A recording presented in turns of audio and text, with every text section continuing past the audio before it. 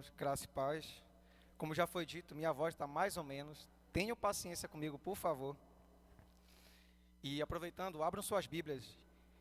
Na primeira carta de Paulo a Timóteo, vamos ler do capítulo 6, do verso 1 ao 21.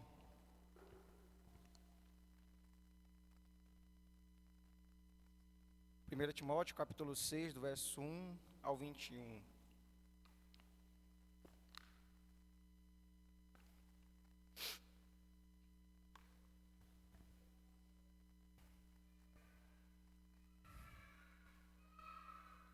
Primeira Timóteo, capítulo 6, do verso 1 ao 21. A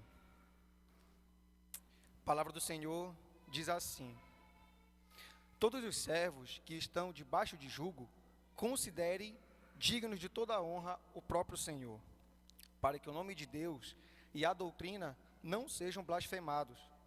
Também os que têm Senhor fiel, não tratem com desrespeito, porque é irmão. Pelo contrário, trabalhem ainda mais, pois ele, que partilha do seu bom serviço, é crente e amado. Ensina e recomenda estas coisas. Verso 3. Se alguém ensina outra doutrina e não concorda com as sãs palavras de nosso Senhor Jesus Cristo e com o ensino segundo a piedade, é enfatuado, nada entende, mas tem mania por questões e contendas de palavra, de que nasce inveja, provocação, difamações, suspeitas malignas, altercações sem fim, por homens cuja mente é pervertida e privados da verdade, supondo que a piedade é fonte de lucro. De fato, grande fonte de lucro é a piedade com o contentamento. Porque nada temos trazido para o mundo, nem coisa alguma podemos levar dele. Tendo sustento com que nos vestir, estejamos contentes. Ora, os que querem ficar ricos, caem em tentação e cilada, e em muitas concupiscências insensatas e perniciosas, as quais afogam os homens na ruína e perdição. Porque o amor do dinheiro é a raiz de todos os males. E alguns nessa cobiça se desviaram da fé e a si mesmo se atormentaram com muitas dores. Verso 11. Tu, porém, ó homem de Deus, foge destas coisas. Antes, segue a piedade, a fé, o amor, a constância, a mansidão. Combate o bom combate da fé. Tome posse da vida eterna, para a qual também foste chamado, de que fizeste a boa confissão perante muitas testemunhas. Exorto-te perante Deus, que preserva a vida de todas as coisas, e perante Cristo Jesus, que diante de Pôncio Pilatos fez a boa confissão, que guardes o mandato imaculado e irrepreensível até a manifestação de nosso Senhor Jesus Cristo, a qual em suas épocas determinadas há de ser revelada pelo bendito e único soberano, o Rei dos reis e Senhor dos senhores, o único que possui imortalidade, que habita em luz inacessível, a quem homem algum jamais viu, nem é capaz de ver, a ele e o poder eterno. Amém. Verso 17, exorta aos ricos do presente século que não sejam orgulhosos, nem depositem a sua esperança na instabilidade da riqueza, mas em Deus, que tudo nos proporciona ricamente para o nosso aprazimento. Que pratiquem o bem, sejam ricos de boas obras, generosos em dar e prontos a repartir, que acumulem para si mesmo tesouros, sólido fundamento para o futuro, a fim de se apoderarem da verdadeira vida. E tu, ó Timóteo, guarda o que te foi confiado, evitando os falatórios inúteis e profanos, e as contradições do saber, como falsamente lhe chamam, pois alguns, professando, se desviaram da fé. A graça seja convosco. Meus irmãos, antes de entrar no texto em específico, a gente precisa lembrar que o presbítero Carlos, no final da semana passada, abordou e expôs seis pontos fundamentais na pregação dele, no sermão. Embora eu não estivesse aqui, eu assisti pelo YouTube, então não podia perder a pregação dele. E o título da mensagem dele era o cuidado dos necessitados na igreja. Com base nesse título, ele apresentou os seguintes ensinamentos. O primeiro ensino foi sobre o grupo de homens, o segundo ensino foi sobre os moços, o terceiro abordou as mulheres idosas, o quarto grupo foi composto pelas moças, o quinto ensino tratou das viúvas em específico, e o sétimo e último foi sobre os presbíteros. Para quem não estava aqui, corre lá no YouTube, Igreja Cristã Evangélica ICE Betel, que você vai encontrar lá a pregação dele. Então, diante dessa lembrança, eu quero dar continuidade na exposição na carta de Timóteo, o último capítulo que foi deixado para mim, e eu espero que Deus ele nos ensine, por meio de sua palavra, que haja uma transformação de fato no nosso coração, de dentro para fora, para que isso resulte na prática, na nossa vida também. E o primeiro ensino que eu quero já destacar aqui, é que Paulo dá instruções a Timóteo para passar aos servos cristãos. Do verso 1 ao 2, Paulo fala sobre essa questão. São dois grupos aqui que ele aborda. E a gente vai ler novamente o texto, porque eu quero que vocês, lendo comigo, fixe e compreenda as distinções que Paulo vai fazer aqui, de tal grupo, e assim a gente vai compreendendo um pouco do que Paulo estava pensando quando ele escreveu sobre isso. Do verso 1 ao 2, acompanhe comigo, que é o primeiro ensino aqui que ele vai destacar para Timóteo, passar para esses cristãos. Todos os servos que estão debaixo de jugo, considerem dignos de toda honra o próprio Senhor, para que o nome de Deus e a doutrina não sejam blasfemados. Também os que têm Senhor fiel, não tratem com desrespeito, porque é irmão. Pelo contrário, trabalha ainda mais, pois ele, que partilha do seu bom serviço, é crente e amado, ensina e recomenda estas coisas. No texto que lemos esta noite, o apóstolo Paulo ele começa exortando e, ao mesmo tempo, instruindo Timóteo, para que ele possa passar alguns ensinos para os cristãos escravos, tanto aqueles que tinham senhores incrédulos, quanto aqueles que tinham senhores cristãos. Isso aqui é importante da gente entender. Mas a gente precisa entender também que todos esses cristãos, seja com senhor incrédulo ou não, eles fazem parte da igreja que Timóteo pastoreia. Isso aqui é importante da gente lembrar. Segundo Hernandes Dias Lopes, ele vai dizer que na época em que Paulo escreveu essa carta, enquanto estava preso em Roma, estimava-se que havia cerca de 60 milhões de escravos naquela época. Meus irmãos, Brasília tem aproximadamente 3 milhões de pessoas. Quase isso, está chegando, mas é quase. Não chega nem perto desse número aqui. Então tinha muitos escravos naquela época no Império Romano. E esses escravos, meus irmãos, eles eram considerados apenas como instrumentos de serviço. Eles não tinham como fazer algo para sair dessa situação, por exemplo. Eles precisavam servir ao seu senhor. Seja com trabalhos forçados ou não, eles precisavam fazer isso. Eles não tinham direito ou dignidade diante de seu senhor. E, inclusive, a gente vai ver aqui que a lei romana não proibia que seus senhores, por exemplo, maltratassem eles. Eles não tinham liberdade para fazer nada. Eles podiam ser maltratados. Os senhores deles podiam prender eles, açoitar, marcar com ferro em brasa eles e até crucificar seus escravos. Eles não tinham direito de absolutamente nada. Talvez a pergunta que esteja vindo em sua mente agora é: Jonathan, eles não podiam fazer alguma coisa para se livrar dessa situação?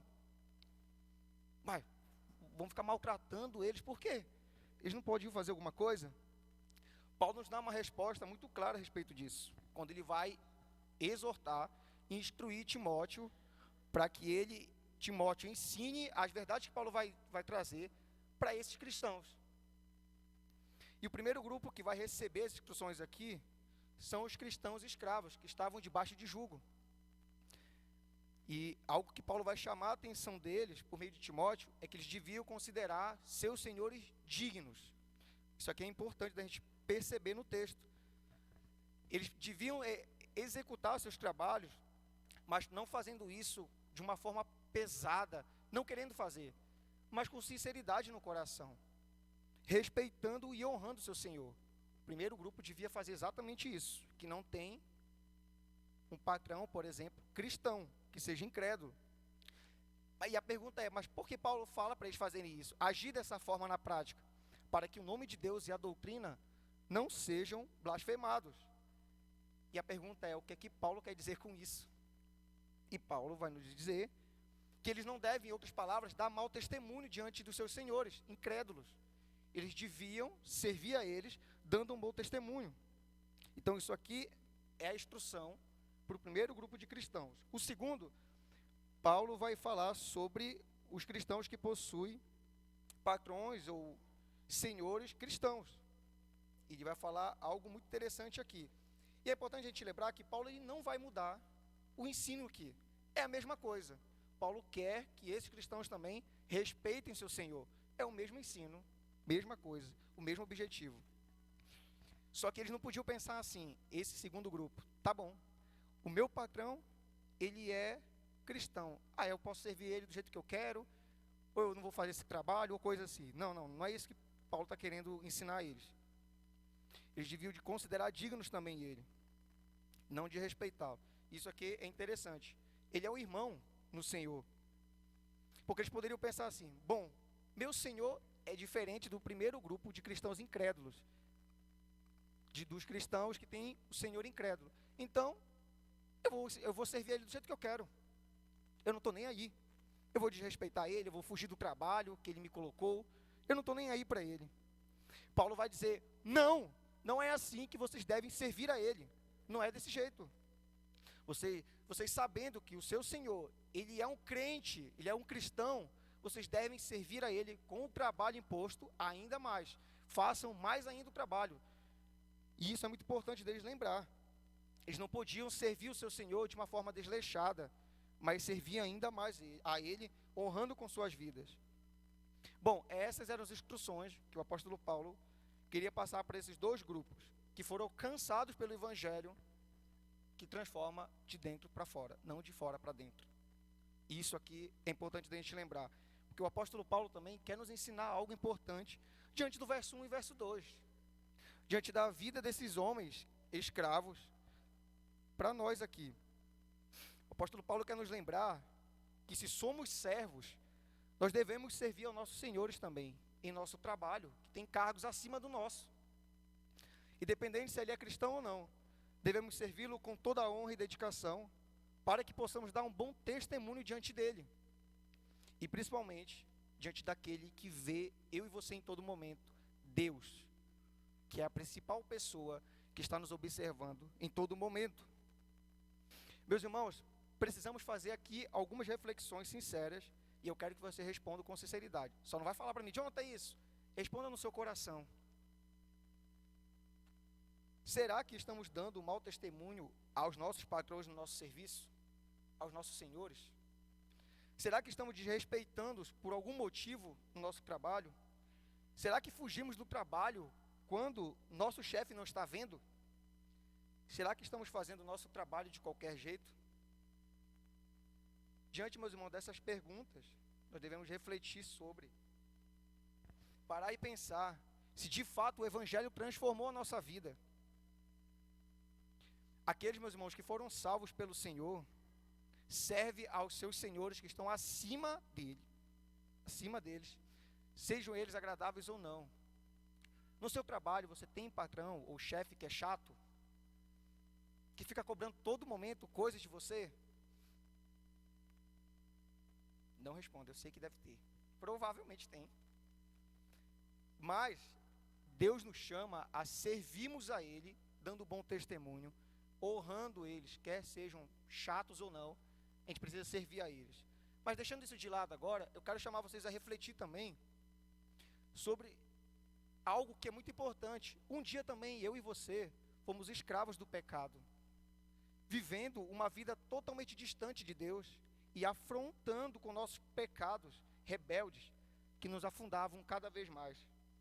Nós éramos escravos do diabo, que nos cegava e nos conduzia por caminho de perdição, afastando-nos cada vez mais da verdade de Deus, que é a pessoa de Jesus, o único caminho, a verdade e a vida. Não é como muitos dizem aí fora, todos os caminhos levam a Deus. Isso é mentira. O único caminho é Jesus, e sem Ele, ninguém chega ao Pai, ao próprio Deus Pai. E isso que é importante da gente lembrar. Meus irmãos, apesar dessa situação tenebrosa, obscura que eu e você nos encontrávamos, Deus, na pessoa de Cristo, nos libertou da escravidão do pecado.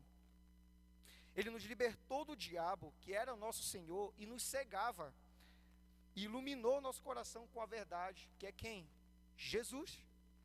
Nos livrou da condenação eterna, a qual eu e você estávamos destinados. Nos livrou do engano da religião, do engano da cultura e do engano das ideias que tínhamos sobre Deus, sobre Jesus e assim por diante. Deus fez tudo isso, meus irmãos, para nos salvar, para que pudéssemos ter novamente um relacionamento com Ele, por meio de Jesus, que é o nosso único Salvador, o único mediador entre Deus e o homem, ou os homens. E é claro que Deus ele tinha um objetivo com tudo isso, que Deus, Ele mesmo, fosse glorificado, por meio dessa obra tão perfeita que Jesus realizou. Jesus, meus irmãos, para quem aqui é fã dos Vingadores, Jesus, ele não é maior, por exemplo, que o Thor, que carregava um martelo imenso e pesado, mas Jesus, ele carregou uma cruz por mim e por você. Jesus, ele não é o Capitão América, mas ele pode ser o seu capitão e o meu. Jesus, ele pode ser isso. Jesus, ele acalmou uma tempestade tenebrosa, onde os discípulos desesperados, meu Deus, não vamos morrer agora. Chama o Senhor está dormindo. Jesus dormindo. Jesus, ele não é o Hulk, que tem toda a força e tudo mais, mas ele acalmou a tempestade. É alguém que conhece o que a gente passa nesse mundo, independente do que a gente vive aqui. Só ele pode acalmar as tempestades da nossa vida. Jesus não é o Pantera Negra, o líder da tribo de Wakanda, mas ele é o leão da tribo de Judá, que pode dar a você a salvação, sem você merecer absolutamente nada, como eu, mas ele dá. Jesus, ele é o único que pode nos salvar da situação terrível que eu e você estávamos antes. E se você se encontra hoje, ele pode resolver a sua situação, porque ele já resolveu, ele já morreu, já ressuscitou, e a salvação está disponível a todos aqueles que nele creem. Jesus, ele põe todos esses personagens do Vingadores no bolso. Ele faz exatamente isso. Bom, meus irmãos, pensando em tudo isso, vamos para o segundo ensino aqui. Paulo dá instruções, agora esse aqui é o segundo ensino, tá? Paulo dá instruções de alerta a Timóteo para passar aos cristãos pobres.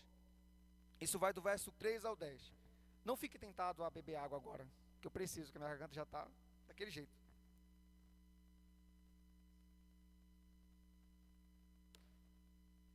O texto diz assim, se alguém ensina outra doutrina e não concorda com as sãs palavras de nosso Senhor Jesus Cristo e com o ensino segundo a piedade, meus irmãos, isso aqui vai do verso 3 ao 10, tá? É enfatuado, estou no verso 4, é enfatuado, nada entende, mas tem mania por questões e contendas de palavras, de quem nasce inveja, provocação, difamações, suspeitas malignas, altercações sem fim, por homens cuja mente é pervertida e privados da verdade, supondo que a piedade é fonte de lucro. De fato, grande fonte de lucro é a piedade com o contentamento, porque nada temos trazido para o mundo, nem coisa alguma podemos levar dele. Tendo sustento e com que nos vestir, estejamos contentes. Ora, os que querem ficar ricos caem em tentação e cilada, e em muitas concupiscências insensatas e perniciosas, as quais afogam os homens na ruína e perdição, porque o amor do dinheiro é a raiz de todos os males, e alguns, nessa cobiça, se desviaram da fé e a si mesmos se atormentaram com muitas dores. Nossa, que interessante que Paulo vai dizer aqui. Tem muita coisa boa para a gente aprender. O apóstolo Paulo, meus irmãos, ele continua exortando Timóteo, instruindo ele, para que ele possa alertar os cristãos pobres sobre os falsos mestres. E essas instruções aqui deveriam ser transmitidas a eles. Algo que Paulo chama atenção e destaca aqui são algumas características que os falsos mestres possuem, por exemplo. Mas antes da gente entrar nisso, eu quero destacar aqui que Paulo vai afirmar que os falsos mestres, eles rejeitam a sã doutrina de Jesus, por exemplo, que é segundo a piedade.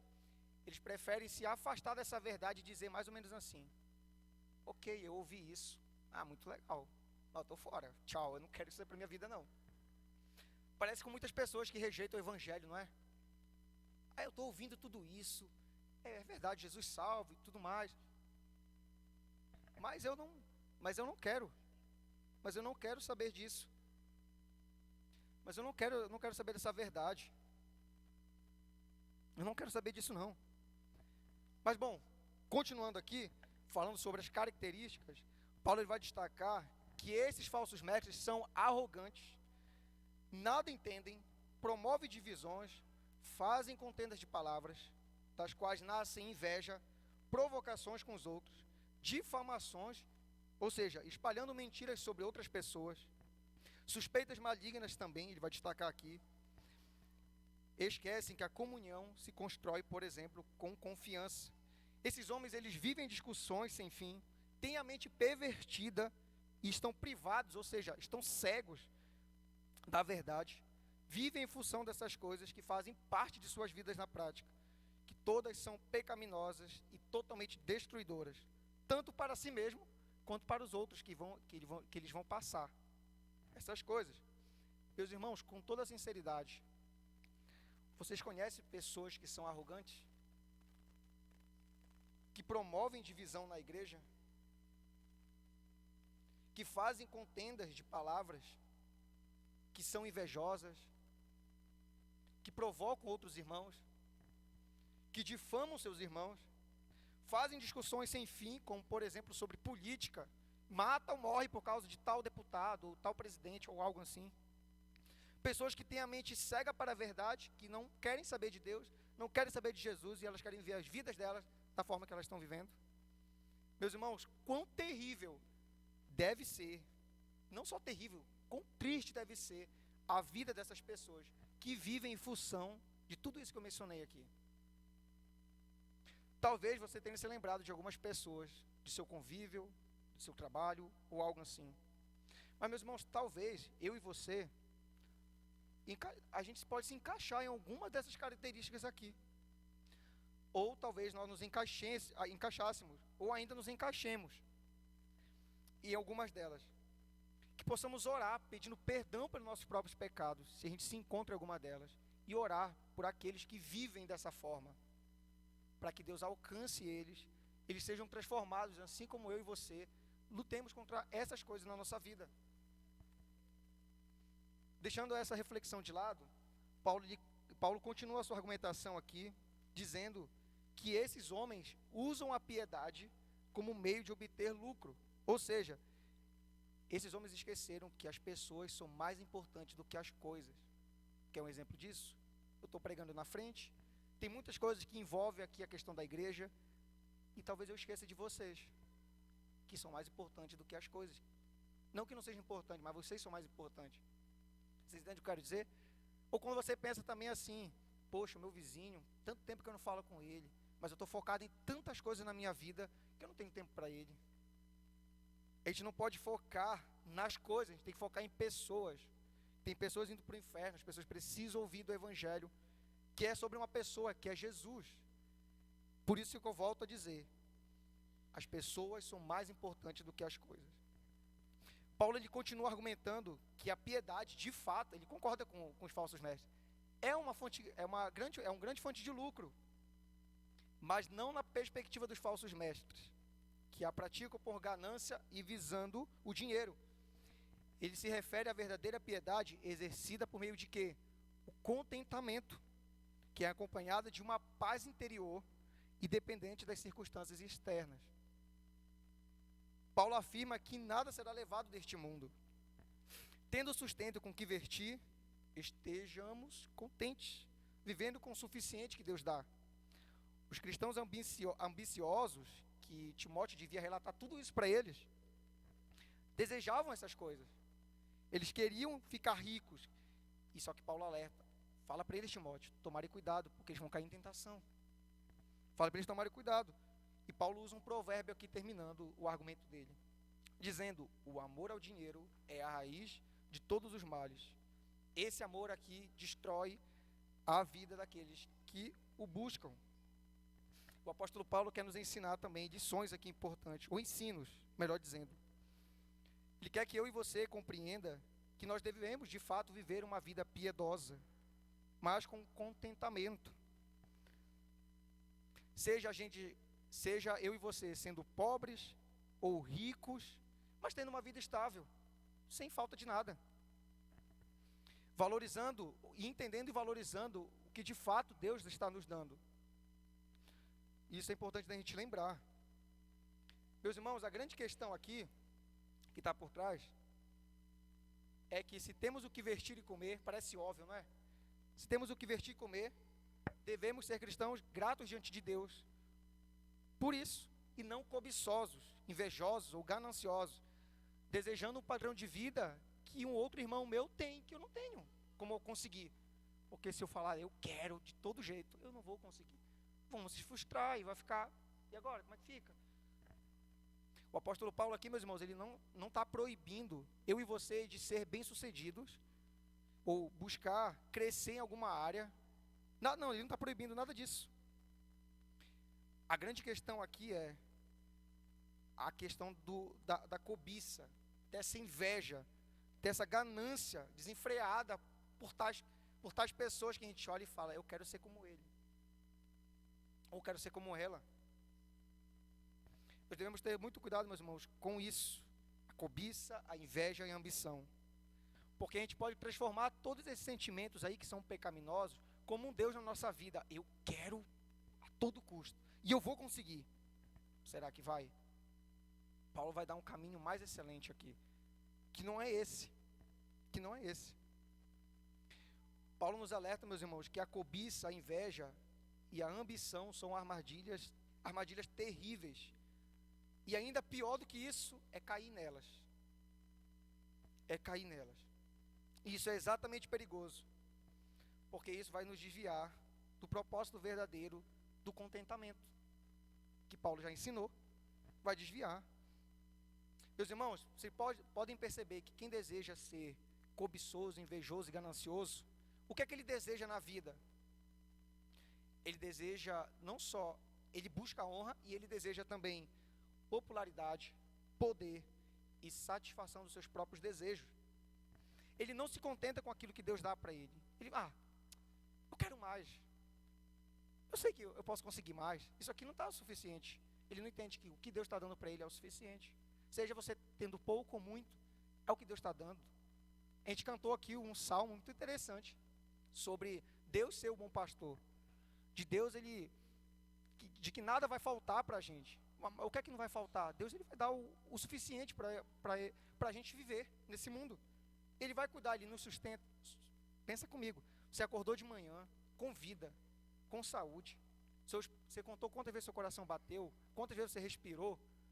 Deus é o bom pastor, ele sustenta cada um de nós.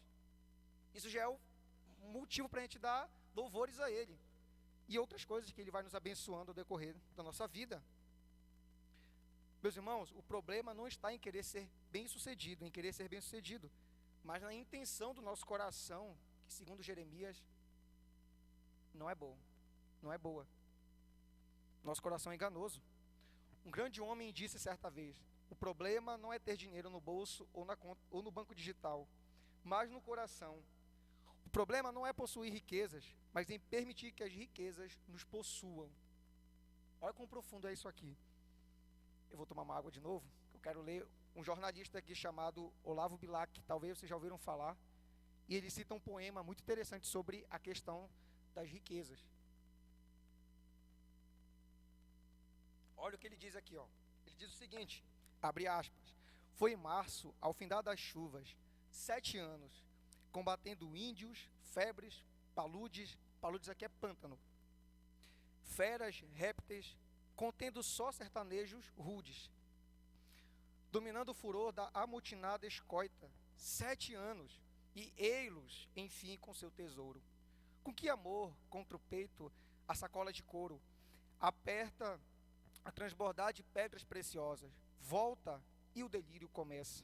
A mão que a febre agita, ergue-se, treme no ar, sobre descamba aflita. Portanto, crispa os dedos, aqui está falando de contrair, e sondar a terra e escarvar o chão, sangra as unhas e apalpa, e contra o peito a aperta, como para enterrar dentro do coração. Ah, mísero demente, o teu tesouro é falso, tu caminhaste em vão de um sonho malfacejo, enganou-te a ambição, mais pobre que um mendigo, agoniza sem luz, sem amor, sem amigo, sem ter quem te conceda a extrema-unção de um beijo. E Paulo finaliza dizendo para a gente, O amor ao dinheiro é a raiz de todos os males. Esse poema aqui é interessante, porque fala, isso é ilusão. Isso é ilusão. E eu paro por aqui para a gente poder refletir sobre o que ele quis dizer. Eu deixo com vocês aí. Meus irmãos, vamos para o terceiro ensino, já caminhando quase para o final. Aguenta mais um pouco, que vai dar bom. Paulo dá instruções, o terceiro ensino aqui é que Paulo dá instruções a Timóteo para ser um pastor exemplar. Do verso 11 ao 16, Paulo vai falar sobre isso. Vamos ler o verso 1 ao 16, bem rapidinho. Tu, porém, ó homem de Deus, foge dessas coisas. Antes, segue a justiça, a piedade, a fé, o amor, a constância, a mansidão. Combate o bom combate da fé. Toma posse da vida eterna, para a qual também foste chamado, e de que fizeste a boa confissão perante muitas testemunhas. Exorto-te perante Deus, que preserva a vida de todas as coisas, e perante Cristo Jesus, que diante de Pôncio Pilatos fez a boa confissão. Que guardes o mandato imaculado e irrepreensível até a manifestação de nosso Senhor Jesus Cristo, a qual em suas épocas determinadas há de ser revelada pelo bendito e único soberano, o Rei dos Reis e Senhor dos Senhores, o único que possui imortalidade, que habita em luz inacessível, a quem homem algum jamais viu, nem é capaz de ver. A ele honra e poder eterno. Amém. Meus irmãos, o apóstolo Paulo, instruindo Timóteo aqui, ele vai começar dizendo para ele ser um homem fiel a Deus, um representante fiel de Deus na igreja que ele se encontra. Algo totalmente distinto dos falsos mestres, que eu já coloquei as características dele. Então Paulo fala assim, tu porém, ô homem de Deus, foge dessas coisas, não vai atrás deles, sai fora disso, não se associa com eles. Timóteo, como servo de Deus, ele não devia usar isso como meio de se enriquecer, ganhar dinheiro na custa dos irmãos escravos. Tudo aqui gira em torno desses cristãos escravos aqui. É importante a gente lembrar sobre essa questão.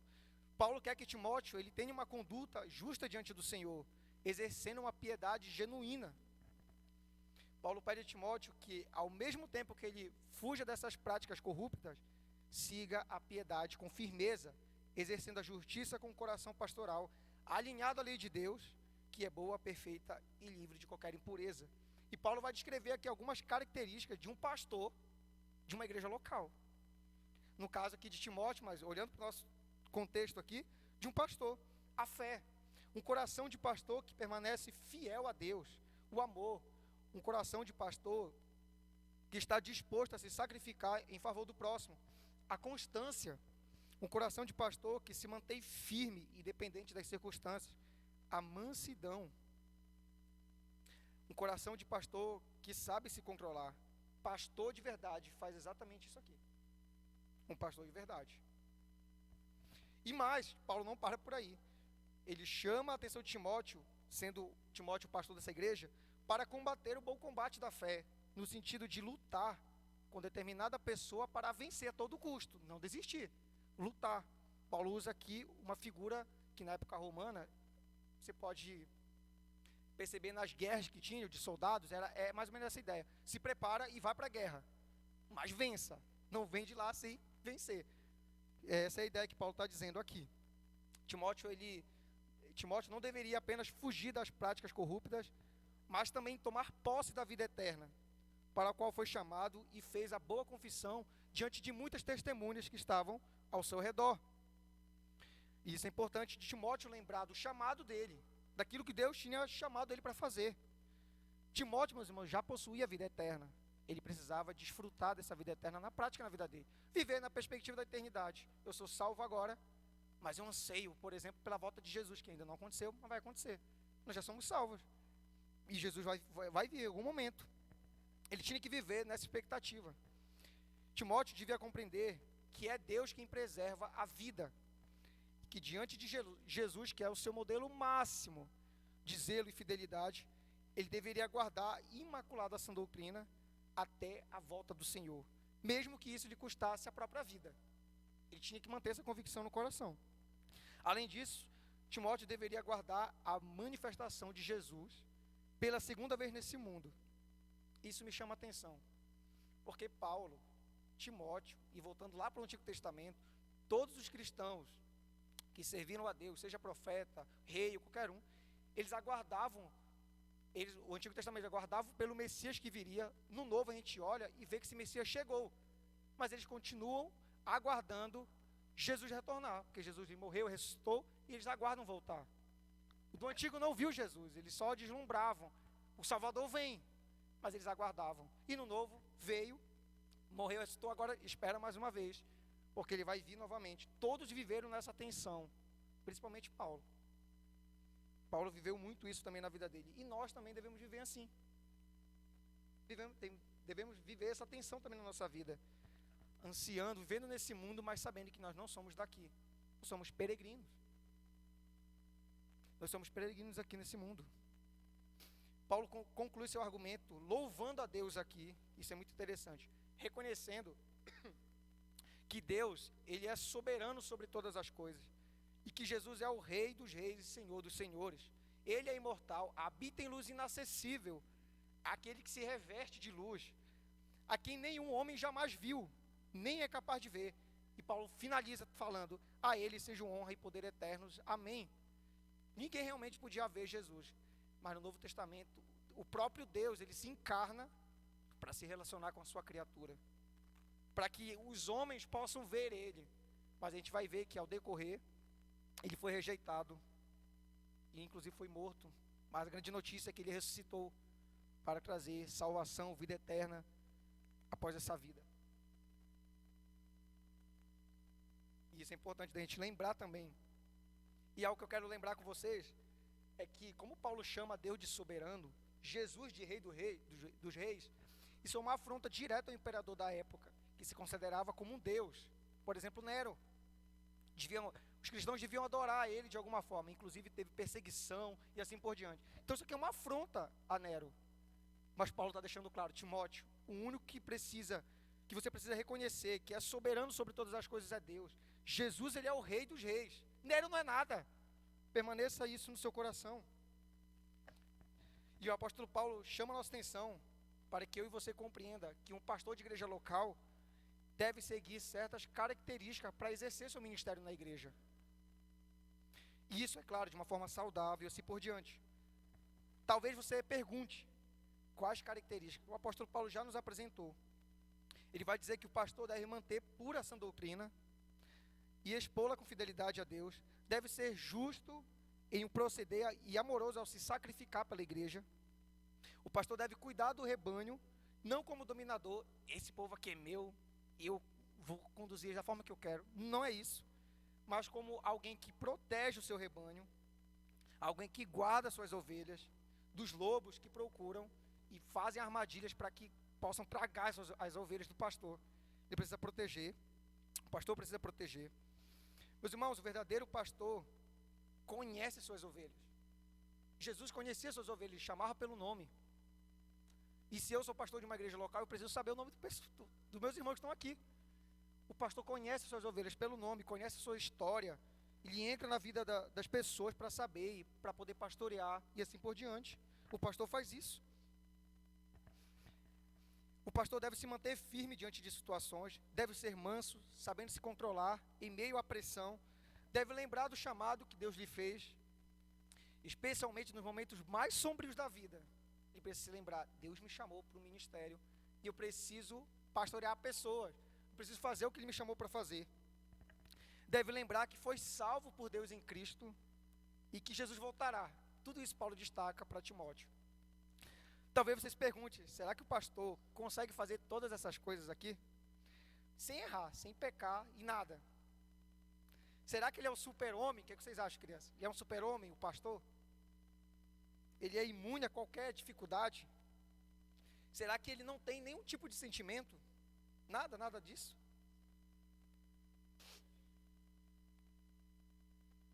Será, meus irmãos, que o pastor da igreja local, ele não passa por lutas ou situações tenebrosas em sua vida? Meus irmãos, eu estou falando tudo isso porque eu quero chamar a atenção de vocês para lembrar e abandonar a ideia de que o pastor é perfeito e nunca vai cometer nenhum tipo de erro na vida dele. Ele é um pecador como eu e você. Mas apesar disso, ele se dedica o máximo para aprender da palavra, ensinar para vocês e viver, para ser modelo para esse rebanho, que são vocês. Mas ele não é perfeito. Talvez você pergunte, Jonathan, por que você está falando tudo isso? Isso não tem nada a ver com a gente. Estou falando tudo isso, meus irmãos, para que eu e você cuide do pastor da igreja local. Deus, ele colocou como autoridade sobre a nossa vida, e a gente tem a responsabilidade de cuidar dele, orar por ele. Porque o pastor da igreja local, ele é alguém que ora por você, ele aconselha você, ele encoraja você nos momentos mais sombrios da sua vida. E ele faz tantas outras coisas que eu poderia mencionar aqui. E algo que é muito mais é complicado, porque o pastor, a lenha vai descer sobre ele muito mais pesada do que em vocês. A responsabilidade que ele tem diante de Deus é muito mais cobrada dele, é muito mais difícil, porque ele vai prestar conta de como ele cuidou de vocês aqui nesse mundo. Deus vai cobrar o ministério dele, vai cobrar como ele pastoreou vocês aqui. Por isso que eu peço, orem para o seu pastor, cuidem do seu pastor, visita, encoraje ele, aconselhe, ajude com que ele desenvolva seu ministério na igreja. Seja uma bênção na vida dele, não uma pedra de tropeço. Que tudo que ele faz, a pessoa critica, isso aqui não está bom, não sei o que, não sei o que. Ajuda ele. E conversa, se você tem algo com o seu pastor, chega nele e fala, pastor, eu tenho isso contra o senhor. Conversa. A conversa resolve um monte de coisa. Isso eu posso ter plena certeza de dizer para vocês. Resolve. E lembre-se, assim como o pastor precisa seguir aquelas características que eu mencionei, nós também precisamos pregar o evangelho com fidelidade às pessoas. Devemos ser fiéis a Deus na nossa caminhada cristã e em nosso casamento. Nós devemos nos sacrificar pela nossa família, que é muito importante. Não troque a ordem. Você que está líder de ministério na igreja, não pense que o seu ministério é na igreja. Se você é casado, seu ministério é a sua esposa, os seus filhos. É o seu ministério mais importante diante de Deus. Como eu também vou ter futuramente. É o nosso ministério, cuidar da nossa esposa e dos nossos filhos. Não se perca nas coisas da igreja, que são importantes, mas não se perca no meio de tudo isso. Devemos ser firmes nos ensinos, nos princípios que a palavra de Deus nos ensina, sobre como criar os nossos filhos, coisas que não podemos negociar de forma alguma. E devemos ansiar pela segunda vinda de Jesus também, porque Paulo fala sobre isso aqui também. E o último ensino que eu quero destacar aqui, agora estou caminhando para o final mesmo. Paulo dá instruções a Timóteo para passar aos cristãos ricos. Eu quero que você preste muita atenção no que Paulo vai dizer aqui, do verso 17 ao 19 e até o 21, que a gente vai finalizar tudo aqui agora. Exorta aos ricos do presente século que não sejam orgulhosos, nem deposita sua esperança na instabilidade da riqueza, mas em Deus, que tudo nos proporciona ricamente para o nosso aprazimento. Que pratiquem o bem, sejam ricos de boas obras, generosos em dar e prontos a repartir, que acumulem para si mesmos tesouros, sólido fundamento para o futuro, a fim de se apoderarem da verdadeira vida. E tu, ó Timóteo, guarda o que te foi confiado, evitando os falatórios inúteis e profanos e as contradições do saber, como falsamente lhes chamam, pois alguns, professando, se desviaram da fé. A graça seja com vocês, ou convosco. Meus irmãos, é ruim. Meu Deus do céu. O apóstolo Paulo continua exortando e instruindo Timóteo, agora com os cristãos ricos, não é com os cristãos pobres, que ele tinha falado anteriormente. E ele vai tratar de algo muito específico na vida deles, que é o orgulho. No sentido de que eles olhassem para os cristãos pobres, que tinham uma vida mais ou menos, e pensassem algumas coisas que eu vou falar aqui. Por exemplo, eu sou mais inteligente do que o fulano de tal. Eu tive mais oportunidade que os 5 que estão aqui no meio. Eu sou mais amado por Deus do que eles. Então eu sou o melhor. Eu sou mais orgulhoso que eles. Ele é mais orgulhoso nesse sentido do que os cristãos pobres. Talvez, meus irmãos, eles tenham pensado assim. Mas Paulo chama a atenção que eles não deveriam agir dessa forma. E muito menos, por exemplo, depositar sua esperança na instabilidade da riqueza. A confiança deles devia estar centrada na pessoa de Deus. Caso contrário, poderiam acabar pensando: agora eu tenho tudo o que eu preciso, eu não quero mais Deus. Eu quero ver minha vida da forma que eu quero. Eu já tenho tudo, para que Deus? Deus é um a menos na minha vida. Paulo vai dizer, não é assim que vocês devem proceder. Vocês devem reconhecer que tudo o que são e tudo que vocês possuem vem de Deus. Vocês são ricos, Deus deu para vocês. Vocês têm um bom emprego, Deus deu para vocês. Tudo foi Deus que deu. Eles deviam ter isso muito claro na mente deles. E Paulo vai continuar falando sobre isso, contrapondo o orgulho deles. Vocês são orgulhosos? Eu tenho um caminho mais excelente para vocês. Sejam ricos de boas obras, para tratar isso no coração de vocês. Sejam generosos ao dar e prontos a repartir. Ou seja, Paulo está dizendo que os cristãos ricos devem dar com abundância daquilo que Deus os abençoou em ter. Deus não concede, meus irmãos, bens para acúmulo. Ele quer que a gente use isso para a glória dele, na vida de pessoas que precisam. Para combater aqui a soberba e a esperança no dinheiro, o meio que Paulo vai usar é o exercício da humildade, integridade e generosidade ao repartir, como eu bem falei anteriormente. Pois ao fazerem isso, Paulo vai dizer, vocês estão construindo um sólido fundamento para o futuro. Ou seja, os cristãos ricos devem investir para a eternidade, no sentido de que suas bolsas espirituais, aqui eu imagino uma bolsa, fiquem cheias de boas obras para a glória de Deus. Pois essas coisas passam. O que é que passa? Riqueza passa. Todas as coisas que no mundo passam. Mas encher as bolsas espirituais de boas obras não vai passar. Isso vai ser contado, inclusive, naquele grande dia que nós estaremos diante de Deus. Meus irmãos, apesar disso não ser uma regra de você abençoar a vida de alguém, e isso tem que acontecer rapidamente na sua vida de novo, como a gente vê muito por aí, não é isso que Paulo estava dizendo aqui. Se abençoa alguém, você vai ser abençoado de volta, por Deus. Não é essa a ideia. Não é essa a ideia. Ele quer que você encha suas bolsas espirituais para a eternidade.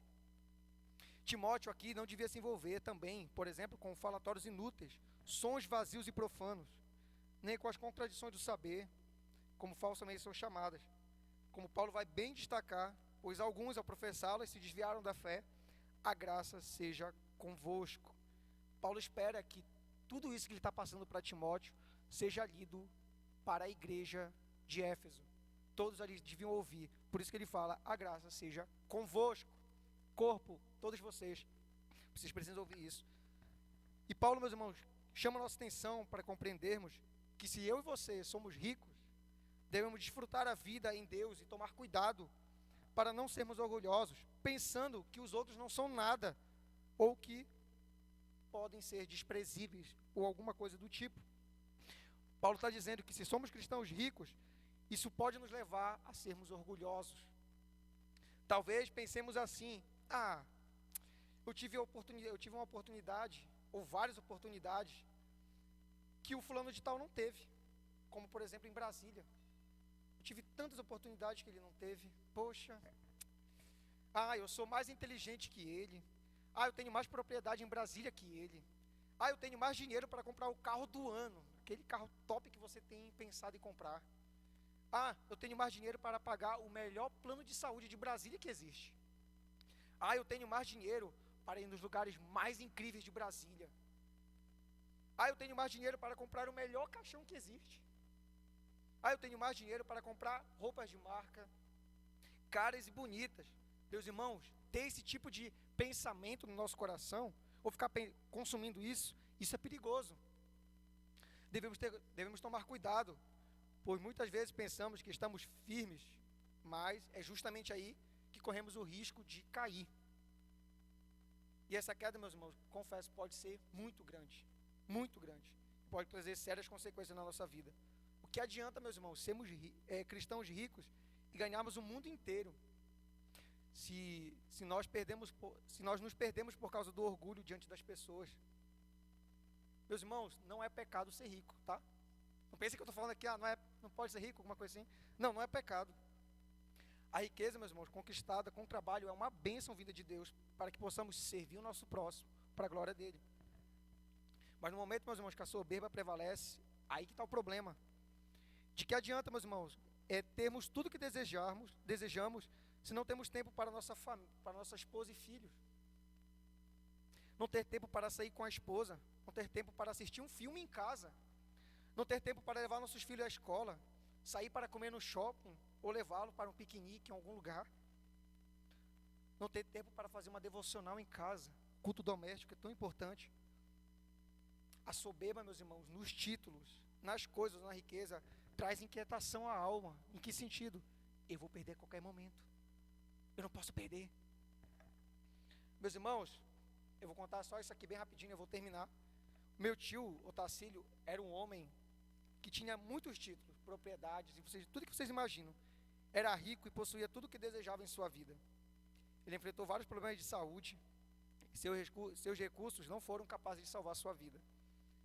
Partiu desse mundo sem ter Jesus em seu coração. Deixou de desfrutar muitas coisas com a família e com o próximo. Não seja como ele, pois ele não era cristão. Se você é um cristão rico, aproveite o tempo com sua família e use os seus recursos para abençoar a vida de pessoas que você conhece. Encha sua bolsa de boas obras para a glória de Deus e para a eternidade. Esse é o meio para não se tornar soberbo. Você que é rico e ainda não é cristão, faça o mesmo. Os títulos, as coisas, a soberba e até a riqueza não duram para sempre. E nós sabemos disso. E se você procura felicidade nessas coisas, eu tenho uma má notícia. Não perca seu tempo. Você não vai conseguir. Não vai achar sentido nisso. A sua vida no outro dia, você vai sentir no outro dia o vazio no seu coração que só Cristo pode preencher. Jesus, ele pode preencher esse vazio no seu coração, para que você compreenda, agora eu posso aproveitar de uma forma muito melhor a minha vida com Deus, mas com a minha família e assim por diante, usando os recursos que Ele me deu. Isso é importante a gente lembrar. Para os fãs aqui de Senhor dos Anéis, Tolkien, o Senhor dos Anéis, o Sméagol, ele fala algo, que toda hora ele fica falando, o momento todo. Quando ele acha o anel, o que é que ele fala? Meu precioso. Jesus é a pessoa mais preciosa que existe nesse mundo. Então não perca a oportunidade, seja como o Sméagol, que dizia, Jesus é meu precioso. Jesus é tudo para mim. O Sméagol achou algo que ele não queria compartilhar com ninguém. Jesus tem que compartilhar, tá? Tem que pregar e tudo mais.